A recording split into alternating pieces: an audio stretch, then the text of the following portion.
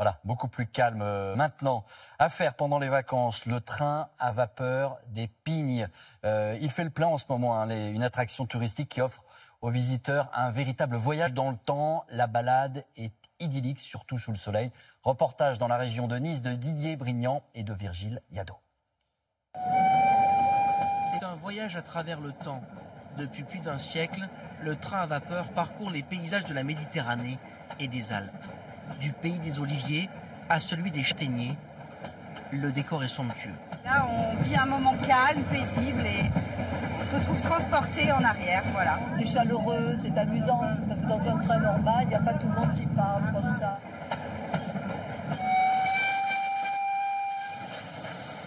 Dans cette locomotive classée monument historique, rien n'a changé depuis 1892. Les mêmes outils, les mêmes gestes. Tout est chaud. Tout ce que vous touchez, c'est chaud, donc il faut bien se protéger. Pour parcourir les 22 km qui séparent Puget-Théniers d'Anote, il faut 1 tonne de charbon. J'aide le chauffeur et le mécanicien, je suis à leur disposition. Donc là sur le train, je charge de charbon qui permet donc de faire de la pression dans le feu et de faire avancer le train. Le train des Pignes à vapeur est désormais à vocation touristique. Une fois par semaine, près de 200 personnes s'assoient dans des voitures aux banquettes de bois verni, succès garanti. Vous êtes ici à bord du train des Pignes, c'est l'appellation traditionnelle du chemin de fer de Provence, parce qu'on raconte qu'autrefois le train allait si lentement que l'on avait le temps de descendre, ramasser des pommes de pin le long de la voie. C'est une association qui gère le train à vapeur.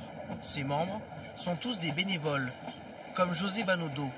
Depuis 42 ans, il fait partager sa passion aux voyageurs sur cette ligne mythique. Vous êtes ici à bord d'une voiture et elle remonte à l'origine de la ligne. On a dû la reconstruire complètement. Le train approche d'Entrevaux, une cité médiévale entourée de remparts et surplombée par une citadelle construite par Vauban. 5 minutes d'arrêt, pas de temps à perdre pour le mécanicien. Faut avoir à l'œil tout et chaque fois qu'on peut, il faut contrôler.